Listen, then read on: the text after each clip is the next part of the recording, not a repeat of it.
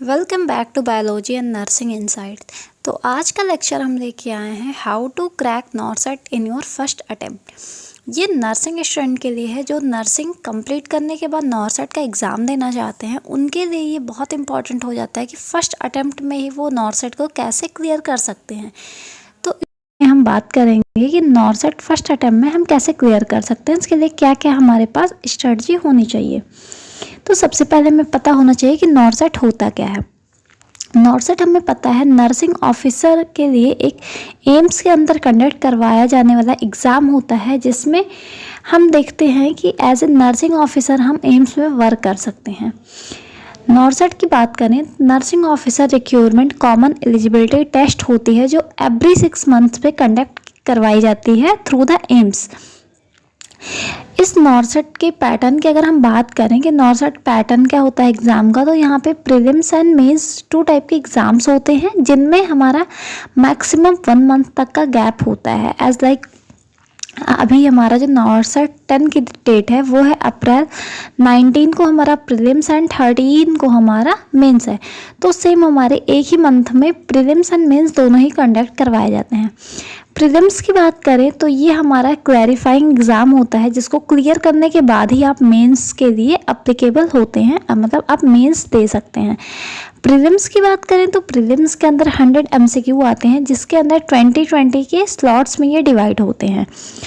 इसमें 20 क्वेश्चंस आपके general knowledge aptitude वगैरह से आते हैं, बाकी 80 क्वेश्चंस आपके होते हैं नर्सिंग से रिलेटेड। ये प्रीलिम्स का सिलेबस होता है हमारे पास, जिसके लिए हमें 19 मिनट्स दिए जाते हैं एंड एवरेज स्लॉट्स में हमारे 20 क्वेश्चंस होते हैं।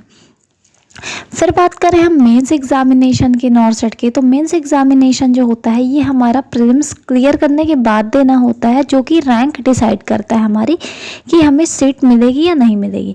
तो मेंस एग्ज़ाम के अंदर 160 क्वेश्चंस होते हैं जिसको हम 4 स्लॉट्स में डिवाइड करते हैं। इसके हर स्लॉट के अंदर हमारे 40 क्वेश्चंस होते हैं जिनको सॉल्व करने के लिए हमारे पास 180 मिनट्स होते हैं। इसमें हमारा सिर्फ नर्सिंग का क्वेश्चंस होता है, इसमें कोई भी जनरल नॉलेज या अवेयरनेस के क्वेश्चंस हमारे जीके वगैरह नहीं पूछी जाती है। अब बात करें हम नॉरसेट हम क्रैक कैसे कर सकते हैं, तो नॉरसेट को क्रैक करने के लिए हमें 5 स्टेप्स को फॉलो करना होता है। तो इस वीडियो में हम बात करेंगे कि नॉरसेट को क्लियर करने के लिए हमें कौन कौन से स्टेप फॉलो करने हैं। तो फर्स्टली हमें अंडरस्टैंड करना होता है इसका पैटर्न, कि पैटर्न क्या है नॉरसेट का। तो जैसे हमें पता चल गया कि हमारे जो नॉरसेट का पैटर्न है वो होता है प्रीलिम्स एंड मेंस, इसके एग्ज़ाम टाइप होते हैं। ये कंप्यूटर बेस्ड एग्जामिनेशन होता है जिसमें प्रीलिम्स एंड मेंस कंडक्ट करवाए जाते हैं। तो सबसे पहले आपको ये अंडरस्टैंड करना पड़ेगा कि इसमें नेगेटिव मार्किंग भी होती है। यहाँ पे 1/3 आपका नेगेटिव मार्किंग होता है, मतलब अगर आपने 3 क्वेश्चन सही किए हैं और 3 क्वेश्चन गलत किए हैं तो जो आपको 3 मार्क्स मिले थे उसमें से आपके 1 मार्क्स नेगेटिव चले जाएंगे। मतलब आपको आप तक 3 क्वेश्चन जब गलत कर देते हैं तो आपके 1 मार्क्स नेगेटिव हो जाते हैं। फिर हमें समझना होगा कि यहाँ पे हाई रेट सब्जेक्ट्स हैं, एज लाइक अभी जो रिसेंटली सबसे ज़्यादा पूछे जाते हैं वो कौन कौन से सब्जेक्ट्स हैं जिस पे आपको फोकस करना है नॉरसेट को क्लियर करने के लिए। तो अभी रिसेंटली की बात करें तो हमारा सबसे ज़्यादा जो पूछा जाने वाला सब्जेक्ट है वो आते हैं हमारे नर्सिंग फाउंडेशन से क्वेश्चंस बन रहे हैं, अभी इमेज बेस्ड जिसमें प्रायोरिटी बेस्ड बन रहे हैं, ओबीजी से क्वेश्चंस बहुत आ रहे हैं, चाइल्ड हेल्थ नर्सिंग से, कम्युनिटी हेल्थ नर्सिंग से, मेंटल हेल्थ नर्सिंग से एंड मेडिकल सर्जिकल। ये 5-6 सब्जेक्ट आपके ऐसे हैं जिससे बहुत ज़्यादा क्वेश्चंस पूछे जाते हैं। बाकी सारे सब्जेक्ट भी नर्सिंग के आपके इंपॉर्टेंट होते हैं, बट ये 5 सब्जेक्ट आपको बहुत ही अच्छे से पढ़ना होता है। फिर हमने जैसे कि सारी चीज़ें पढ़ तो ली, बट उन्हें रिमेंबर करने के लिए यहाँ पे हम पाई चार्ट्स वगैरह यूज़ कर सकते हैं, फ्लैश कार्ड्स यूज़ कर सकते हैं। जैसे कोई भी कॉम्पिटिटिव आप जब पढ़ते हैं तो आपको पता है कि सिर्फ पढ़ना इंपॉर्टेंट नहीं होता है, रिवीजन भी इंपॉर्टेंट होता है। तो यहाँ पे आप कुछ शॉर्ट चीज़ें, अट्रैक्टिव चीज़ें यूज़ कर सकते हैं ताकि जो आपका स्टडी है वो ज़्यादा इफ़ेक्टिव हो पाए। सेकंड स्टेप हमारा होता है स्टडी स्मार्ट नॉट हार्ड। बहुत बच्चे होते हैं वो बहुत सारी बुक्स पढ़ते हैं, बहुत सारे सोर्सेज से वो पढ़ने की कोशिश करते हैं। इससे आपको बहुत नॉलेज तो हो जाएगा बट आपका एग्ज़ाम क्लियर नहीं होगा, क्योंकि नॉर्सेट जो है ये कुछ क्राइटेरिया फॉलो करता है। मीन्स ये कुछ ऐसे टॉपिक्स हैं जिसे कंटिन्यूअस बार बार पूछता रहता है। ये उससे बाहर क्वेश्चन नहीं पूछता है, हाँ ये अपना थोड़ा पैटर्न चेंज कर लेता है, मतलब थोड़ा डीप जाके क्वेश्चन ये पूछता है, बट इसकी एक क्राइटेरिया है, ये उसी लिमिट में ही क्वेश्चंस को अपने पूछता है। तो यहाँ पे हमें स्मार्ट स्टडी करने के लिए हमें सबसे पहला हमारा पॉइंट होता है कि हम कौन से बुक से पढ़ें। तो बुक या रिसोर्सेज जो हमारे होते हैं वो मस्ट इम्पॉर्टेंट होते हैं किसी भी एग्ज़ाम को क्लियर करने के लिए। तो मेनली अगर हम बात करें नॉर्सेट के लिए, तो यहाँ पे मैक्सिमम स्टूडेंट जो होते हैं वो रिकमेंड करते हैं टारगेट हाई को, क्योंकि टारगेट हाई जो है इस पर एडवांस लेवल के, प्रायोरिटी लेवल के क्वेश्चंस भी दिए गए हैं, इमेज बेस्ड क्वेश्चन दिए गए हैं, एंड यहाँ पे हाइड पॉइंट्स दिए गए हैं, गोल्डन पॉइंट्स जो मेंशन किए गए हैं वो बहुत इंपॉर्टेंट हो जाते हैं। जब आप शॉर्ट रिवीजन करेंगे एज लाइक आपने कोई टॉपिक पढ़ा और आपको रिवाइज करना है, तो यहाँ पे आपके जो गोल्डन पॉइंट्स दिए गए हैं टारगेट हाई के अंदर वो आपको बहुत ही ज़्यादा हेल्प करते हैं चीज़ों को रिकॉल करने में, या आपकी स्टडी को या आपकी प्रिपरेशन को बहुत इफ़ेक्टिव बनाता है टारगेट हाई में जो आपके गोल्डन पॉइंट्स दिए गए हैं। सेकंड बुक आपके पास आती है पीआर यादव। अगर आप स्टार्टिंग से शुरू कर रहे हैं, अभी आपने 4th ईयर क्लियर किया है या अभी आप 4th ईयर में ही हैं, तो आपको कॉन्सेप्ट समझना बहुत इंपॉर्टेंट होता है। तो पीआर यादव ऐसी एक बुक है जिससे आप अपना कॉन्सेप्ट क्लियर कर सकते हैं। इसकी 2 पार्ट्स आते हैं, 2 वॉल्यूम्स होते हैं इसके। एक में आपकी पूरी थ्योरी दी होती है और दूसरे में आपके टॉपिक से रिलेटेड ही एमसीक्यू दिया होता है। मतलब साथ साथ आप वॉल्यूम 1 से इसके कॉन्सेप्ट को क्लियर कर सकते हैं, वॉल्यूम 2 से आप इसकी क्वेश्चन प्रैक्टिस कर सकते हैं। थर्ड चीज़ आती है, ये आता है उत्कर्ष का नोट्स। अगर आप लेना चाहते हैं, ये आपके लिए कंपलसरी नहीं होता है, अगर आप लेना चाहते हैं तो मतलब ये भी एक इफ़ेक्टिव वे हो जाता है, क्योंकि कोई भी कोचिंग सेंटर जो होती हैं ये एक पूरे प्लान मैनर्स में अपना कोर्स प्रिपेयर करती हैं और चलाती हैं। तो नोट्स जो होते हैं वो बहुत सारे बच्चे रिकमेंड करते हैं, बट सेल्फ नोट आपके बहुत ज़रूरी होते हैं। उत्कर्ष का नोट अगर आप लेना चाहते हैं तो ले सकते हैं, ये भी इफ़ेक्टिव हो जाता है आपकी स्टडी में। ये आपकी बुक्स दी गई हैं target high and PR Yadav and Utkarsh.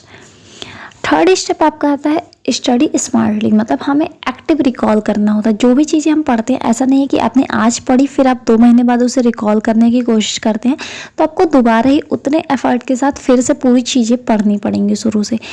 Means आप हर हफ्ते का एक प्लान तैयार कीजिए, आप पढ़िए, फिर उसको उसी हफ्ते में एज लाइक आप संडे सैटरडे कोई भी एक डे आप चूज़ कर सकते हैं जिस दिन आपने पूरी जो वीक में आपने स्टडी किया उसे आप रिकॉल कर पाएँ। तो एक्टिव रिकॉल आपको करना होता है। वीकली रिवीजन, जैसे मैंने आपको बताया कि आपको हर वीक में अपना रिवीजन करना है, एंड लॉन्ग टर्म मेमोरी आप ऐसे ही रख सकते हैं। आप अगर एवरी वीक पे आप रिवीजन करेंगे अपने टॉपिक को, तो आप लॉन्ग टर्म तक उन चीज़ों को याद रख सकते हैं। आपको पता है कि कोई भी चीज़ आपको एक बार पढ़ने से समझ नहीं आती है या याद नहीं होता है, सबकी मेमोरी एक जैसी नहीं होती है। तो इसीलिए आपको बार बार रिवीजन करना है ताकि चीज़ें आपको रिकॉल रहें।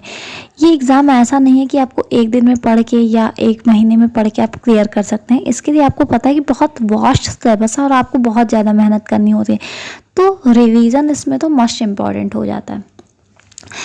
4th स्टेप आता है आपका practice like it's the real exam. आप जब भी क्वेश्चन अटेम्प्ट करते हैं या आप बैठते हैं टेस्ट सीरीज देने के लिए, टेस्ट सीरीज तो आप 1 महीने में पहले भी ज्वाइन कर सकते हैं, बट जो क्वेश्चंस हैं ये आप शुरू से ही अटेम्प्ट करना शुरू करिए। मतलब आपने कोई टॉपिक पढ़ा, उससे रिलेटेड जितने भी क्वेश्चन हो सकते हैं आप तुरंत ही उन्हें प्रैक्टिस कीजिए। तो जब भी आप टेस्ट सीरीज़ में बैठें तो आप ऐसे ना रिएक्ट करें कि हाँ ये तो टेस्ट सीरीज़ है, जब एग्ज़ाम आएगा तो हम देख लेंगे। आप एवरी टेस्ट को ऐसे दीजिए कि आप रियल एग्ज़ाम में बैठें। इससे आपकी प्रिपरेशन जो होती है बहुत स्ट्रॉन्ग हो जाती है, और आपको जो उस टाइम पे एंजाइटी होती है, मेन एग्ज़ाम में बहुत सारे बच्चे होते हैं उनको आता सब है बट वो एंजाइटी की वजह से अपने पेपर को ख़राब करके चले जाते हैं। तो जब आप हर हफ्ते में या हर 1 महीने पे ऐसे एग्ज़ाम्स में बैठेंगे, मतलब टेस्ट सीरीज जब आप देंगे और आप उसे रियल फील करके देंगे, तो जो आपकी एंजाइटी या नर्वसनेस होगा वो अपने आप ही आपके अंदर से निकल जाएगा। तो आपको सबसे ज़्यादा मॉक टेस्ट और PYQs पे फोकस करना है। 5th स्टेप जो आपका होता है वो होती है consistency is the key. Means आप एक दिन में पढ़ के कोई भी एग्ज़ाम क्लियर नहीं कर सकते। उसके लिए आपको कंसिस्टेंसी मेंटेन करनी होगी, मतलब रेगुलर बेसिस पे। ऐसा नहीं आपने आज 4 घंटे पढ़ दिए और कल आपने पढ़ा ही नहीं, फिर परसों आपने 12 घंटे पढ़ दिए, फिर अगले दिन आपने पढ़ा नहीं। ऐसा आप करके कोई भी एग्ज़ाम क्लियर नहीं कर सकते।